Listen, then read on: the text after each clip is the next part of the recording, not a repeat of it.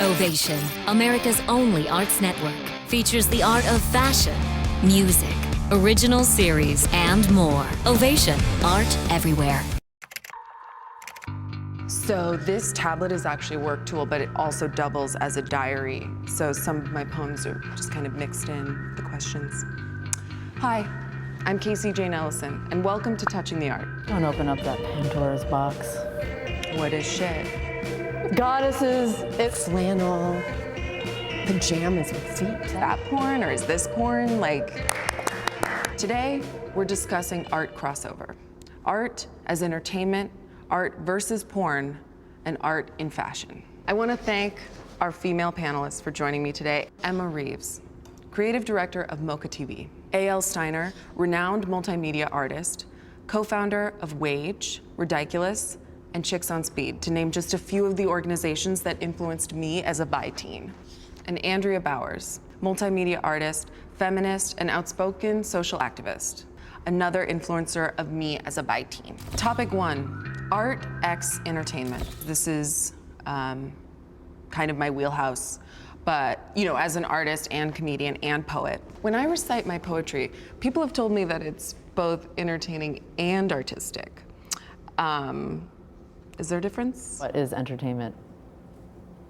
We have to unpack that. That is a whole entire show. Okay. I can speak for my own personal situation. I run a YouTube channel for the Museum of Contemporary Art in downtown Los Angeles.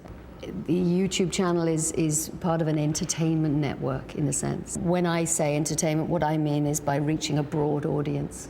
I like the idea that the content can expand into areas that you wouldn't necessarily classify as a sort of rigid art structure. I had this famous teacher, Michael Asher, famous conceptualist, and he would have these critiques. You would look at one artwork for 12 hours, but if you mentioned that you wanted your work to be entertaining, he canceled the critique immediately. So ever since then, I'm desperately afraid of my work being entertaining. My work was critiqued as entertainment, which I found to be comforting. It's something about evaluating the artist's intellect over a kind of aesthetic or formal quality. But comedy, for instance, might be considered the highest form of intellect. Absolutely. If you can be that smart. Absolutely. Like our host. Oh my God. Thank you for saying that. So the use of humor would be the strategy through which you communicate the ideas. Art's ridiculous. Art's ridiculous. It's ridiculous and important. The case is closed on this. We solved it. My final word is that I love creating poetry on this tablet, but the tragedy is that I can't rip it to shreds. I have to just delete.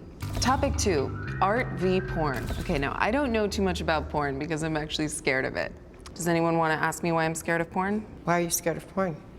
I'm just really, scared of the human form. Me too. I feel safe here. Is the only difference between art and porn context? You're talking about a very rarefied thing here, art or porn. That's for a very small amount of people. Most people's porn is this very specific aesthetic.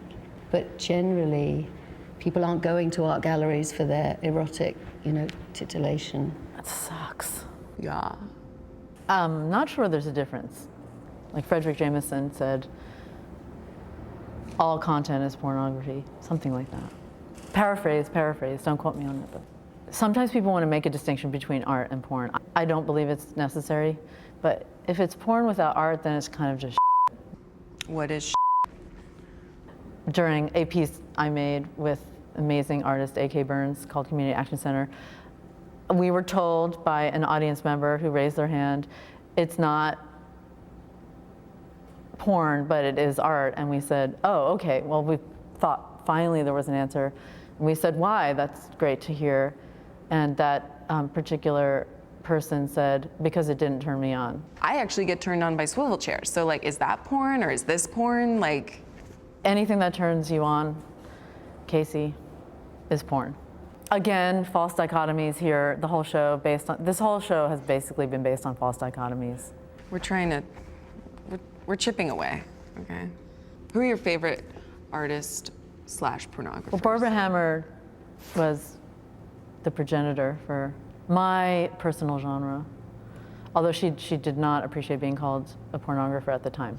Sam Taylor Wood. She's made a porn film. You have to make one. You have ideas about it. What's holding you back?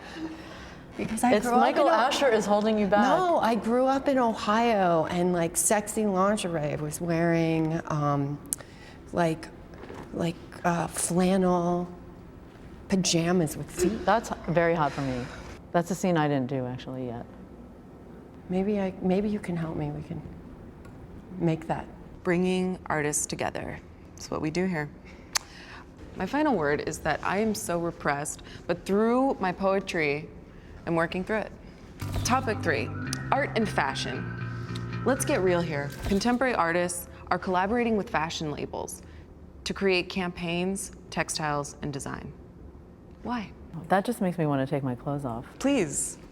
There's always been a relationship between artists and fashion designers for a long time. I also personally think that some of the best designers are artists in their own right. Martin Margiela at the height of his game, the Bless girls who do the most incredible sort of Dadaist gestures in fashion. I think there should be a fluid relationship, you know. I don't see anything wrong with it. Sterling Ruby recently collaborated with Raf Simons. Why not? He has a very good dialogue with Raf Simons, you know, and it, in a way, you know, it spreads his influence, you know, way beyond the confines of the art world. And I think if it's done right, it can be an extraordinary gesture, personally. Of course, it can also just be commerce. Commerce is an art form, right? It's all about authenticity. I also enjoy the campaigns. I like the contemporary photographers such as Ro Etheridge, Ryan McGinley, people who are engaging their firmly art world expressions, but they can also navigate through a commercial world. I totally disagree. I don't think they have a lot to lose. Ultimately, working with a large corporation compromises an artist's ability for movement and autonomy. Often it's very much with a brand or with the head of the brand. They're not just working for a major commercial label. They have a significant dialogue with those people. Ryan McNamara, my favorite, he was asked to work with Louis Vuitton. He licked all the bags in the window and then they proceeded to throw them away because, you know, he soiled them all. That was his performance piece. They asked him to work. They asked him to do a piece. I mean, there you go. Perfect collaboration. I mean, imperfect, terrible, but that's how invaluable those products are. I mean, some of the fashion houses are the most major collectors of art, and they will be, you know, building temples to art for the legacy of mankind. The anticipation has been building, and my final word today will be recited in haiku. Hello, all you men. Don't ever speak to me, okay? Ever, ever. Dorks. It's time for the enlightening round. Feministas, please answer the following question in 1 to 3 words. If you exceed the word maximum, you will be disqualified, okay? Here's the question.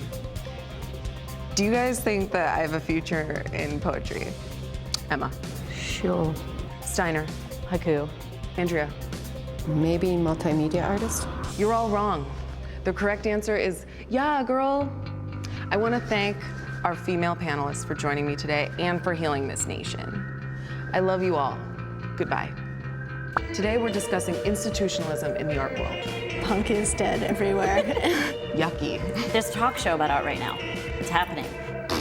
I am going to be a little douchey. I don't know how to read. Done before, you know.